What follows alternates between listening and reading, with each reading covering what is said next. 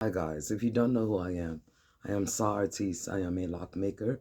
I also do lock restorations and I also color hair to prevent people from bleaching their hair.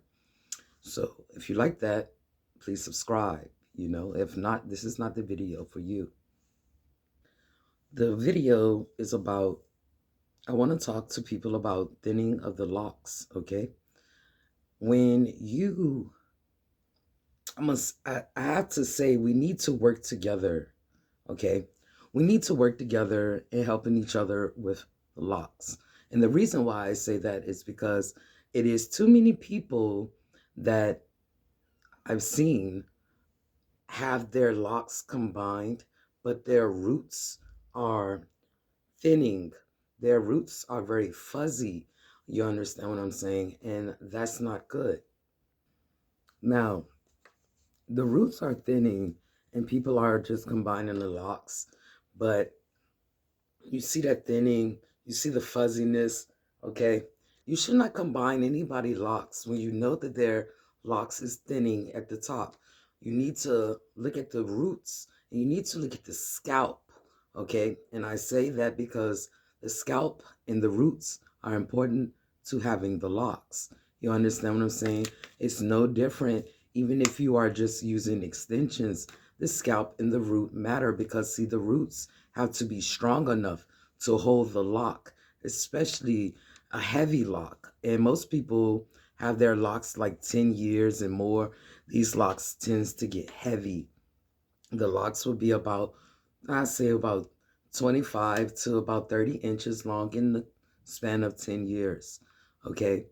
When these locks are getting long, let's say, I'm going to say that the texture also matters. With the texture, when you have a person with coarse hair, and I mean type 4 hair, and I mean the ending of the alphabet on 4 type hair. When you have 4 type hair, you understand what I'm saying? It is coarse.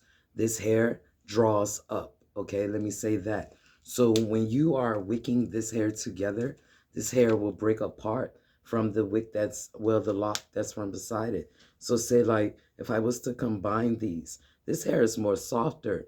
These will stay pretty much combined and stay together.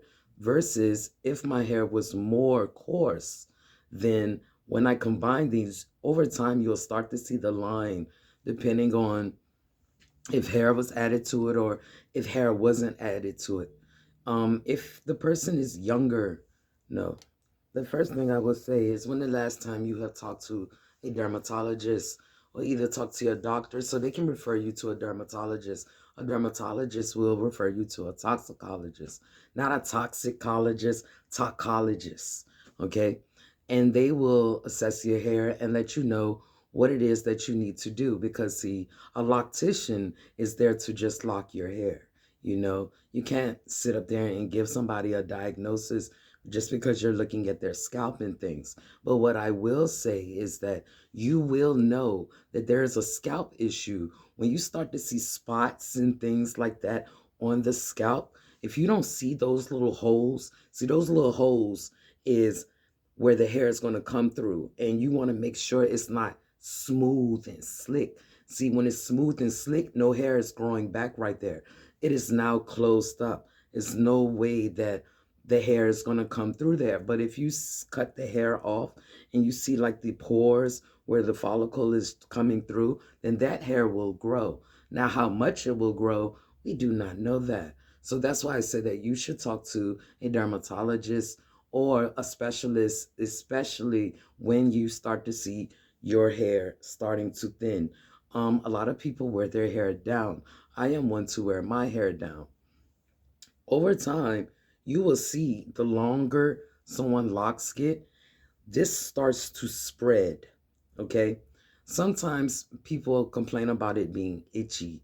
And so when they scratch, think of some clippers going up there and it's going across the hair follicle. It breaks it down, it cuts it. That's what it does. That's what your nails do. When you are cutting, when you are scratching, this nail is going across that follicle, thinning it, thinning it, thinning it. And then over time, you got this lock dangling from a piece of hair. You know what I'm saying? Not only that, but locks also cause traction. Okay, you might have a weight of a lock. Think of your hair as a ship. You understand? And the lock itself is an anchor. So think of when your hair is sitting up there and it has all these thin spots and stuff, that is a time to talk to your doctor about that. A loctician cannot always help you with that. Yeah, they can combine your locks, but that's not good to combine the locks if you're not treating what's going on with the scalp. You have to know what's going on with the scalp to know that it's going to produce enough hair for it to be thick enough to hold the weight of the lock, if that makes sense. You have to make sure of that. It is too many people just combining someone locks and then they come to me and be like, what's wrong? Well, I tell you what's wrong. Your loctician should not have combined your hair like that and then refer you to your doctor. That is the only power that we have, is to let you know that, hey, you need to go to the doctor. Now, versus someone with, let's say, three type hair. A person with three type hair, this hair will mat together because of the frizziness. The locks will join each other, like this. Like the frizzy, they would do that already. When you have coarse hair, you literally have to break that hair down to make it frizzy. You understand what I'm saying? To where a curly hair person hair will be frizzy. It's naturally like that. A lot of curly hair people do not like the frizziness, and a lot do, So, but yeah, when you do that, when that frizzy hair forms up, you know what I'm saying? It starts to get heavy. Then over time, you got this big, mat right there. And then you got this root. And then, you done got the scratching. So now you done broke down the hair from the root. And now you have bald spots.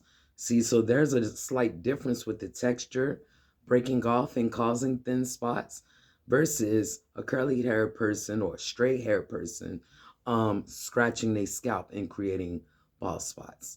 Another thing is more coarse. It seems like people with more coarse hair is more dry, it's more brittle, so that also will cause breakage, especially when you are twisting it. When you are sitting up there twisting dry hair, you're breaking it. It's too dry. When your hair starts to sound like chicken, it's dry. When you can hear your hair in your ear, it's dry. You need to moisturize it. You need to have some type of regimen to keep your hair moisturized. You should not just let your hair just do what it wants to do. Now, locks, yeah, you let your locks do what they're supposed to do, but you need to make sure that the scalp is happy and healthy for it to sustain the weight of the locks. Because on coarse hair, when that lock starts to break away, this hair travels back up. Coarse hair draws up. You understand what I'm saying? So this hair will be going this way while this hair will be going this way. And so you'll see that bud at the top of the lock. You know what I'm saying? If when they break off, you got that straight little strings of hair, sticking out from it. The rest of it has been budded because that hair is trying to go back to where it think it belong. So you again have to train the roots. When you should cut your hair off,